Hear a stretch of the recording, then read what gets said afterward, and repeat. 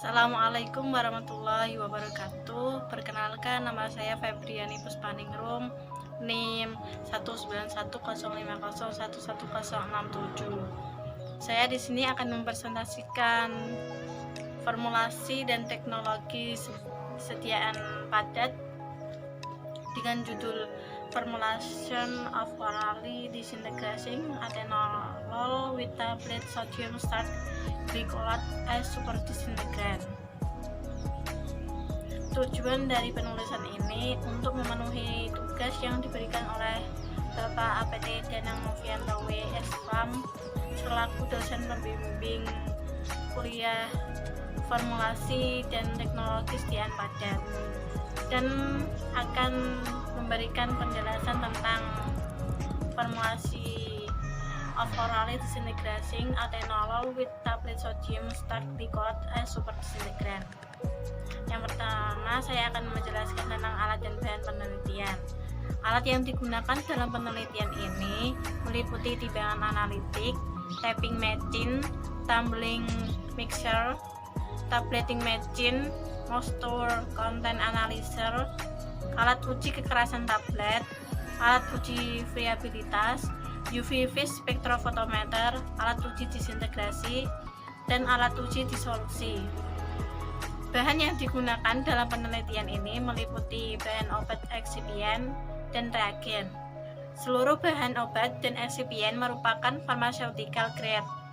Bahan yang digunakan untuk penelitian meliputi atenolol, mannitol DC, sodium starch glycolate, avisal pH 102, magnesium stearat, aerosil, dan talkum.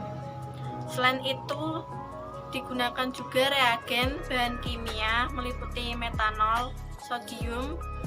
Seluruh reagen dan bahan kimia yang digunakan merupakan analytical grade. Yang kedua, metode pembuatan massa cetak.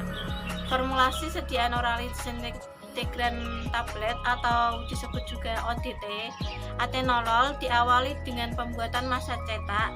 Pada penelitian ini disusun 3 formula orally disintegrating tablet dengan menggunakan sodium starch glycolate sebagai super disintegrant.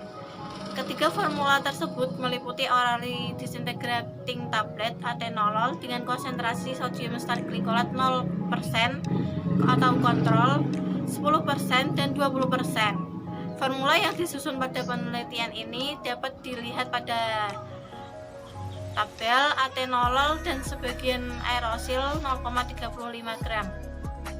Dicampur merata dalam tumbling mixer selama kurang lebih 3 menit. Kemudian ditambahkan sebagian avisal sebanyak 50 gram. Dicampur merata ke dalam tumbling mixer selama kurang lebih 5 menit. Pada tahap berikutnya ditambahkan disintegrant sodium starch glycolate dengan konsentrasi 0%, 10% atau 20%, aspartam, minflavor, mannitol DC, dan sisa avisal pH 102. Bahan-bahan tersebut dicampur hingga homogen selama kurang lebih 10 menit. Setelah tahap itu dievaluasi prekompresi. Evaluasi prekompresi massa cetak yang telah dihasilkan, kemudian dilakukan evaluasi prekompresi meliputi kecepatan alir, sudut istirahat, indeks kompresibilitas, rasio Hausner, dan moisture content. Kecepatan alir dan sudut istirahat. Pemeriksaan kecepatan alir dan sudut istirahat dilakukan dengan menimbang 100 gram massa cetak. Massa cetak kemudian dituang ke dalam corong yang sudah terpasang pada statif dengan jarak ujung pipa bagian bawah ke bidang datar adalah 10,0 atau kurang lebih 0,2 cm, dan dasar lubang corong ditutup.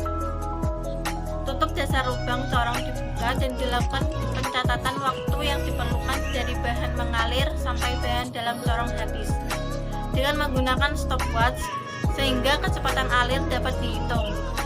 Tahap selanjutnya yaitu mengukur tinggi timbunan bahan dan jari-jari alas kerucut, kemudian menghitung sudut istirahat yang terbentuk. Selanjutnya, indeks kompresibilitas dan rasio Hausner.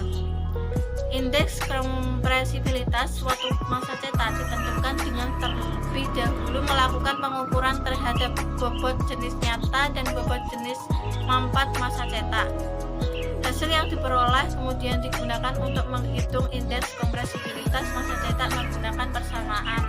Indeks kompresibilitas sama dengan P mampat min P nyata dibagi dengan P mampat. Keterangan dari P mampat adalah bobot jenis mampat serbu, P nyata bobot jenis nyata serbu. Selanjutnya, rasio Hausner dan Mauster content. Rasio Hausner digunakan untuk memprediksi karakteristik aliran suatu massa cetak. Rasio Hausner dihitung melalui perbandingan antara bobot jenis mampat dan bobot jenis nyata suatu massa cetak. Mauster content massa cetak ditimbang secara sesama sebanyak 5 gram dan permukaan massa cetak diratakan pada wadah letak lampu pemanas diatur sedemikian rupa sehingga berada di atas bahan. Pada saat proses pengeringan berlangsung, bobot massa cetak akan ditampilkan setiap 15 menit. Proses pengeringan dikatakan sempurna apabila setelah interval 3 kali 15 menit tidak terjadi perubahan bobot massa cetak. Selanjutnya, waktu disintegrasi dan waktu dispersi secara in vitro. Waktu dispersi secara in vitro masing-masing tablet dari ketiga formula diletakkan di dalam beker yang berisi 6 ml dapar fosfat pH 6,8 dengan suhu 37 kurang lebih 0,50 Celcius.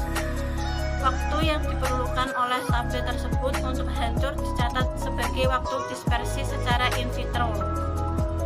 Waktu disintegrasi sebanyak 6 tablet setiap formula ditempatkan pada masing-masing tabung dengan air 900 ml pada suhu 37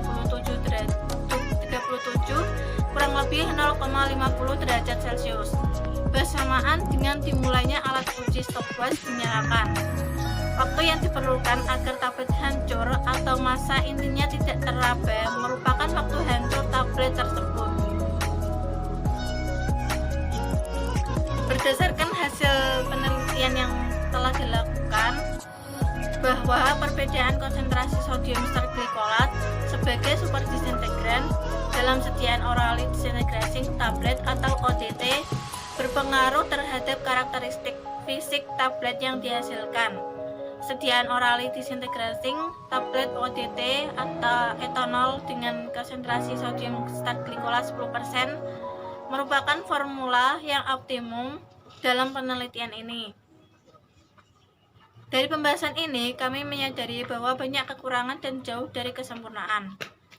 Oleh karena itu, kami sebagai penyusun berharap agar dari semua pihak dapat memberikan kritik dan saran untuk melengkapi kekurangan yang ada. Terima kasih. Presentasi dari saya. Apabila ada salah kata, mohon maaf. Wassalamualaikum warahmatullahi wabarakatuh.